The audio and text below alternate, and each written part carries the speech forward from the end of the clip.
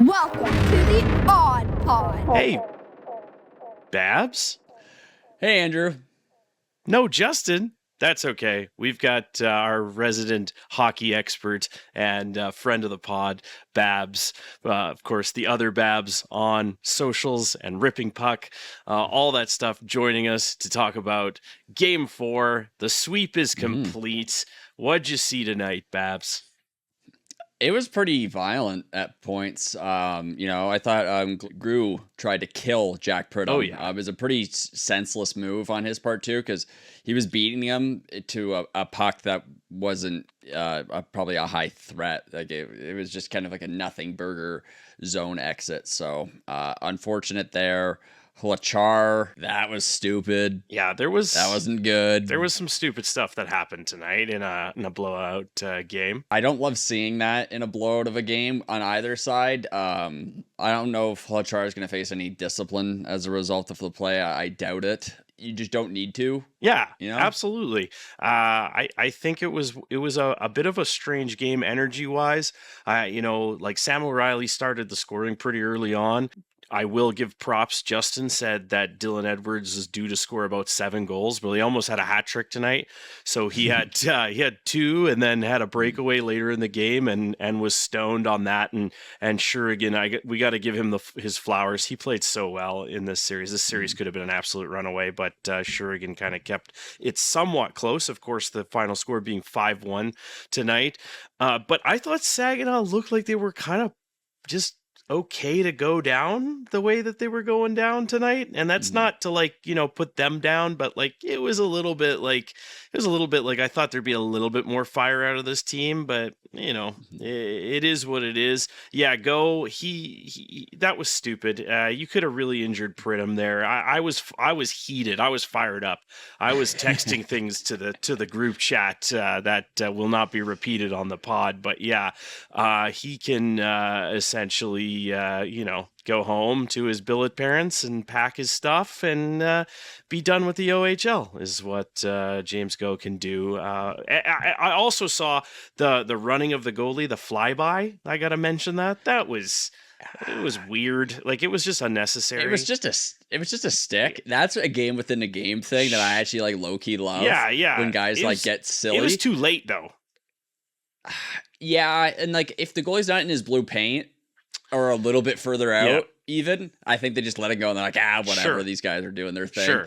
Also, given the context of the penalties prior to that, I dropped the video of my reaction to the first period in 4 or 5 minutes because it was just insane. Yeah. Just they're trying to kill each other, but they're going to war. I saw that and went as a referee, I don't know if I'm going to necessarily want to get involved in that one, especially because your goaltender really likes to kind of mix it up a little bit. He gets in there. Yeah. So I thought that was one of those ones where I'm like, whatever. But they call it and then immediately score. Yeah, they did. And I could kind of see the air being let out of the balloon there slowly after that one. That was kind of the one that, Dylan Edwards had 2 in the first period, right? So it's it's a 3-0 after 1. Then, like you said, got to the second period. Hlacar had a moment. He has moments. I love the intensity. I love the line he plays on. I think he gets a little emotional sometimes. I think seeing Pridham potentially injured, he got a little emotional. I understand that. There was only 1 goal in this period because it was mostly the Rangers playing keep away, I felt like in the second period, but Humps did have a nice goal. Christian Humphreys scored. And then the third period was literally just the Rangers penalty parade. It was frustrating. They killed 3 back-to-back off the beginning of the third, but it was just kind of a sleepy period after that. It was one team was ready to go home and the other's ready to go to the second round. Yeah, I think you got to buy in on the ref side too on that one where they're like, hey, we've warned them a bunch of times, so we're just going to start calling the game very the way they did. And I think it's an efficient way to get make sure that no nonsense really starts to spiral up. Especially, you look, if there's a clear slash, you got to call that. And they were able to ice the game like the ice I have on my wrist tonight. But it was a fantastic display. I'm shocked that you haven't addressed the fact that I look like a ridiculous person right now. Well, Babs, I wasn't going to say it, but I thought maybe you're trying something else out and it's maybe you're having a No. pre-married man crisis. Maybe you're No. I know you're engaged to be married, and potentially maybe you're just going through something here. So I'm not going to No. comment on people's appearances.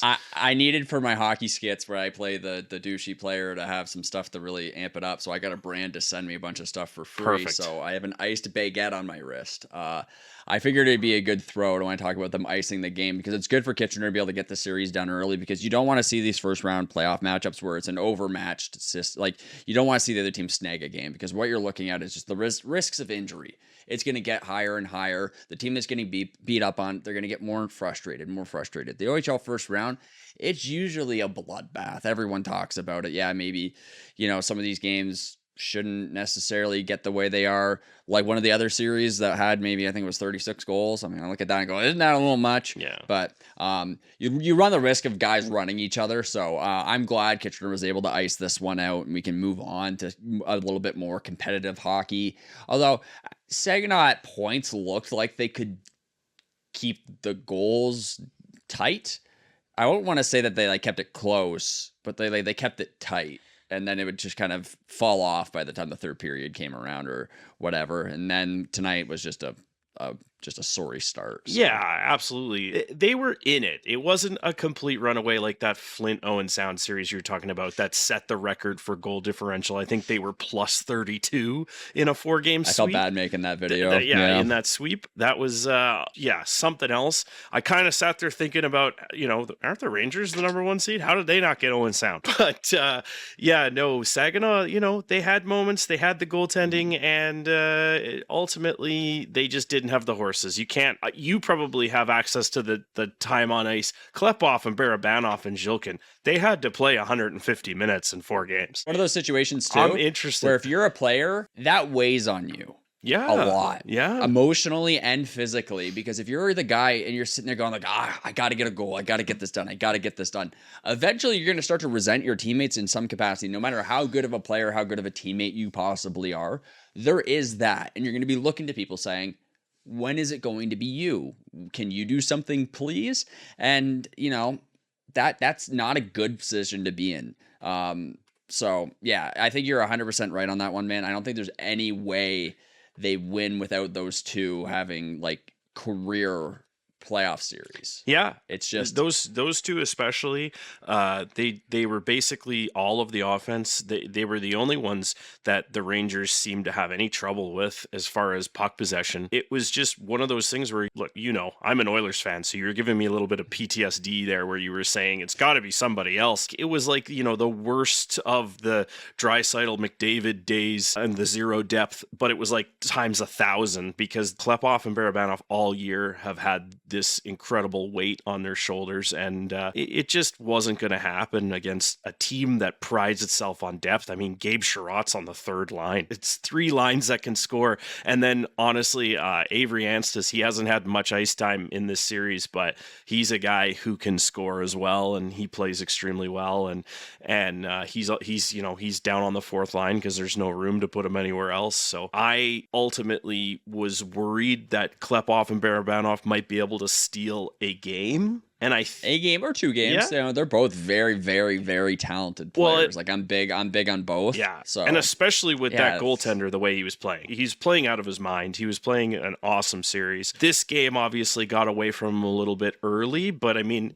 I think the Rangers by early second period already had almost 30 shots on him. So it was... Yeah. I saw at one point it was 25-5, and I'm sorry, but that's it. That's a wrap. Yeah. You're not going to be able to be very competitive in that situation. It's tough. They probably played a lot. Absolutely. And as the goaltender too, you get peppered for a certain period of time over a certain amount of games, and you're not going to be able to keep all the pucks out of the net. You can maybe, like I said, steal a game. Your shooters can and shoot and get you in a half decent spot, but the combination of the two is just not an ideal spot. Prime Carey Price wouldn't have been able to do a whole lot in his junior career if he was just transplanted into this team right now. Right. You would look at it and go, oh yeah, Kitchener won 4-1. Mm-hmm. Yeah. It's a difference of a goal. Yeah. Because after a certain amount of shots, they will go in. Yeah, absolutely. Okay, so now just one of the things that kind of stuck out to me was Jack Pridham held without a goal. He did contribute. He did have assists. He was definitely an effective player.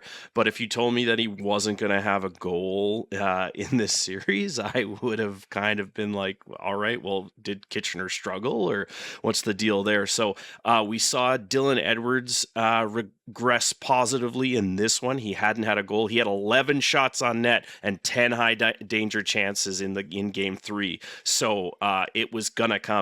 Jack Pridham, I'd like to see him shoot a little bit more. What's your take on Jack Pridham having less goals than Matthew Andonovski through the first playoff series? Yeah, like Ando it's a good swan song situation for him. He's really, putting it all out there.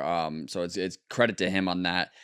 Some guys get addicted to the pass. I've noticed it more and more when you get into tighter games. That's usually when that type of player shines the most with that. Where they really want to pass the puck. Some guys just, that's it. Mitch Marner, and there was a lot of situations where Mitchie would make a great pass and they'd score, but he could easily have shot. Not to glaze him, but it's just a high pressure playoff situation. You don't want to make the mistake. You want to be a good teammate. You think too much, and then that's how it goes. But Pridham's also a fantastic passer too. So it's not one of those situations where it's a shooter passing. Oh, like he's got the ability to do both quite effectively. So that's just, you just gotta go on. The more playoff games they play too, the less they're gonna have these thoughts. They'll just kind of get into the rhythm and go. And then when they have more competitive games too, I think that will also lead to some of your top players kind of pocketing those pucks. That's true. And you got to think that, we talked to Jack Pridham in the offseason right before the season began, and he said, the individual awards are great, but winning is the overall goal, which I know is like, that's the hockey response, but it's also like the response you want to hear as a fan. So I'm glad that wasn't so much of a worry. I think he will get going in more competitive games. I think it seemed like there was a little bit of pressure on them compared to Saginaw, in the sense of like all the pressure was on the Rangers. They had to basically win, they had to sweep them, or else it was going to be like, wow, Saginaw got a game off them.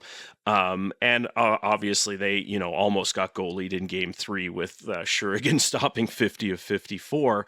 But I see, Prid's probably breaking out, and he's due for a couple for sure. And the other thing I wanted to touch on was Cameron Reid being a point per game player. He was just a bit underneath that in the regular season. But Cameron Reid obviously is not just an offensive defenseman. I know you saw at least a couple games of this series. What did Cameron Reid show you as like a leader of the team?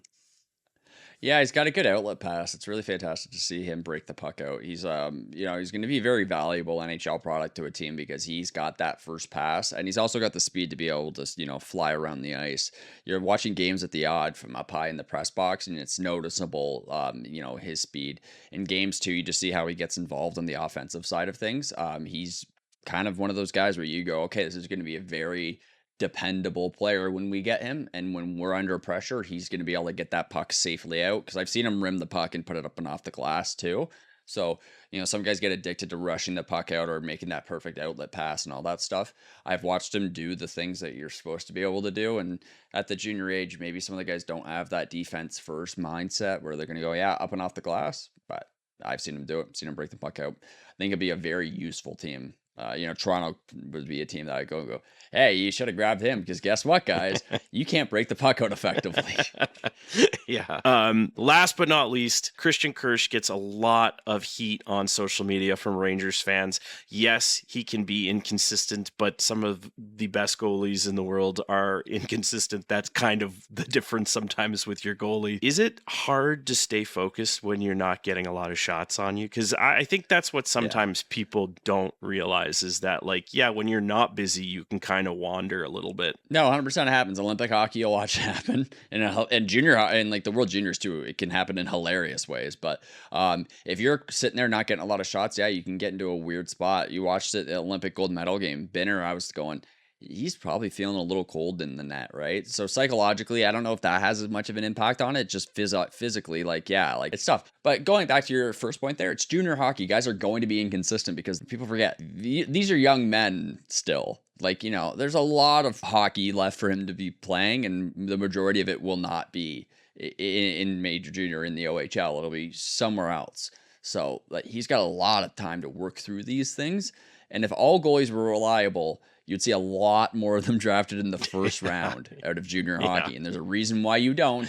And that's because we don't have the question answered yet, if they're going to be that good or not. It's a harder thing to read. It's a difficult spot to be a goalie. They mature differently. You have guys that are stellar. You look over in Windsor, you know, they've been able to have goalies at a certain age really pop off. They've got a young goalie in net too. Could one of them be better? Could the older goalie who wasn't drafted potentially be even better than the one that we're suspecting will be? Now, it's tough. So I don't like people being overly critical of the goalies in junior hockey.